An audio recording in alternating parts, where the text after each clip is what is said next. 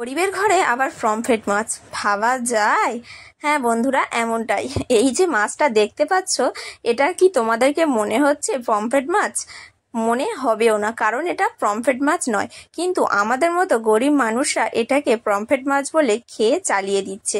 আজকের বাজারে পাঠিয়েছিলাম, বাড়িতে কিছু তেমন নেই, শুধু আলুটাই ছিল কালকের কেনা। আর এই আলু কটারই দাম নিয়েছে তোমার 100 টাকা, যেহেতু 30 টাকা করে এখন আমাদের এখানে কিলো।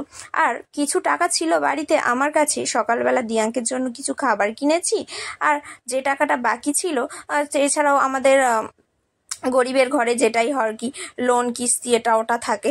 তো আজকে সেরকম কিছু সেরে সুরে, আর আমাদের যেহেতু আমার কাছে খুব সামান্য টাকা ছিল, তাই বাজারে পাঠিয়েছিলাম একটা বাচ্চাকে আমাদের এখানে। তো ওকে বলেছিলাম তুই যা হোক দেশি মাছ 50 টাকার মতো মিল করে আনিস। কিন্তু দেশি মাছ 50 টাকার মধ্যে হয়নি টোটালি। মানে মাছের এত দাম, যে কোনো মাছে হাত দিচ্ছে, বলছে কাকিমা 80 টাকা 90 টাকা বলছে। তাই ও টাকাটা নিয়ে প্রথমে ফেরত এসেছিল। তারপর আমি বললাম, ওর বোনকে স্কুল থেকে আনতে যাচ্ছিল, আমি বললাম দেখ যা হোক কিছু মাছ আনিস, আমি আর দিয়াঙ্ক না হয় খাবো না, যেহেতু ওর মুখে কিসব হয়েছে। আর তার জন্য ওর গলাতে কড়ি পোড়ানো দিয়েছি, আর সেটার জন্য অনেক কিছু মেনে চলতে হচ্ছে। আমরা না হয় আলু ভাতে যা হোক কিছু খেয়ে থাকবো।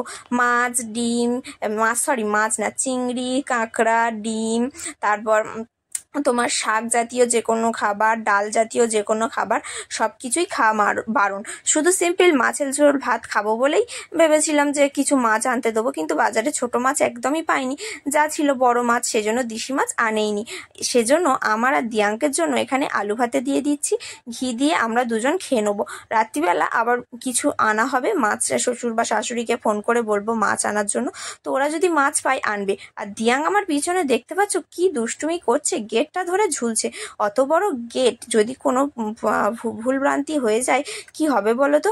4টে আলু নিয়ে 4জনের জন্য ভাতে দিয়ে দিলাম। আর মাছ কটা ছিল না, মাছ কটা ওদের জন্য ঝাল করে দেবো। আর যেহেতু গাঁয়ের মাছ, খাওয়াটা ঠিক কি আমি জানি না, তাই দিয়াংকেও দেবো না, আমিও খাবো না। আমরা শুধু ঘি আলু ভাতে দিয়েই ভাত খেয়ে নেবো। আর দেখা যাক যদি কিছু বাজার এখান থেকে কিছু সবজি টবজি যায়, তাহলে সবজি একটু নিয়ে নেবো, ওর জন্য ভাজা করে দেবো। তো যাই পারে হোক, দেখো এখানে মাছগুলোকে আমি সুন্দর করে কেটে নিচ্ছি। গরিবের আবার পমফ্রেট মাছ খাওয়ার আশা। ইলিশ চিংড়ি পমফ্রেট এগুলো সত্যি বলতে প্রায় অনেক বছরই চোখে তেমন একটা দেখিনি। আর দেখলেও সেটা আমাদের মানে খাবার, মানুষের খাবার যোগ্য তো নয়। ইলিশ মাছ আসে আমাদের কেমন বলো তো, বেলচাকাটা ইলিশ। এছাড়াও পমফ্রেট মাছ কিরকম আসে বলো তো, কাঁকড়া খাওয়া পমফ্রেট মাছ। আর চিংড়ির গায়ে তো হাত দেওয়া যায় না, 4টে চিংড়ি হয়তো 200 টাকা নেবে, বাগদা চিংড়ির কথা বলছি, সেজন্য এসব আর খাওয়া হয়েই ওঠে না। তারপর ইলিশের সিজন যখন প্রায় শেষের দিকে, যেসব একদম স্টোরের খারাপ মাল, মানে খারাপ মাল বলতে কি বলতো, যেগুলো একদম বেলচাকাটা কাঁকড়া খাওয়া, সেই ইলিশ মাছগুলো আমাদের এখানে আসে। তার গায়েও হাত দেওয়া যায় না, 300 350 400 টাকা করে কিলো হয়ে থাকে। যাই হোক, ভালো খেতে গেলে ভালো দাম তো দিতেই হবে, আর গরিবের আবার ভালো খাওয়া।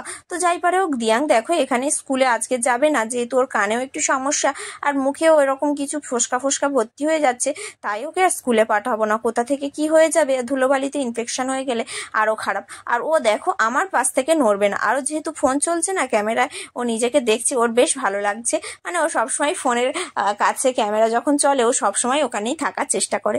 তো দেখো মাছগুলোর গায়ে আঁশ খুবই সামান্য অল্প, আর মাছগুলোকে তাই সুন্দর পরিষ্কার করে কেটে নিচ্ছে। আর এই বর্ষাকালে বন্ধুরা, যত ফিনাইল দিয়ে ঘর মুছি না কেন, পিঁপড়ে আর তোমার আরশোলা, ব্যাং, ইঁদুর বলো, আর তোমার মাছি বলো, মশা বলো, এগুলো কিন্তু প্রচন্ড পরিমাণে হয়।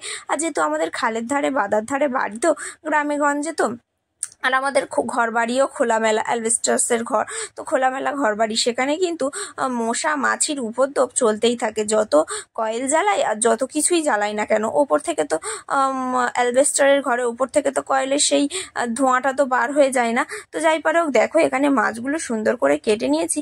আর শরীরটা সকাল থেকে আমারও ভালো লাগছিল না, তাই আজকে আর উনানে রান্না বসাইনি, গ্যাসেই রান্না বসিয়ে দিয়েছি। আলু ভাতে ভাত আর সামান্য কয়েকটা উপকরণ, যেরকম আমার পেঁয়াজ টিয়াজ খাওয়া একদমই বারণ, তাই আমার জন্য একটা মাছ ভাজা রেখে দেবো। দিয়াঙ্কে সত্যি দিতে ইচ্ছে হচ্ছে না, নদীর মাছ তো, কোথায় বাই চান্স যদি কোনো ইনফেকশন হয়ে যায়, সেজন্য ওকে একদমই দেবো না। আমার জন্য একটা ভাজা রাখবো, যদি খাওয়ার ইচ্ছা হয় তাহলে খাবো, না হলে খাবোই না টোটালি। সবজি টবজি যা হোক একটু কিছু ভেজে নিয়ে খেয়ে নেবো। দেখো এখানে মাছগুলো আমার প্রায় কাটা হয়ে এসছে। এবার সুন্দর করে মাছগুলোকে ধুয়ে নেবো, জায়গাটা পরিষ্কার করে নিতে হবে। যে কোনো জায়গায় এই বর্ষাকালে সত্যি প্যাচ প্যাচ করছে চারিদিকে, কিন্তু কি করব, কিছু করার নেই। এই বৃষ্টি আসছে, এই বৃষ্টি চলে যাচ্ছে। আর দিয়াং দেখো খুব দুষ্টুমি করছে, খুব দুষ্টুমি করছে, পেন্সিল কাটার নিয়ে গালে ঢুকিয়ে দিচ্ছে, বলছি বলে আবার দুষ্টুমি মানে আরো বেড়ে যাচ্ছে। ওকে আর কিছু বলাই যাবে না।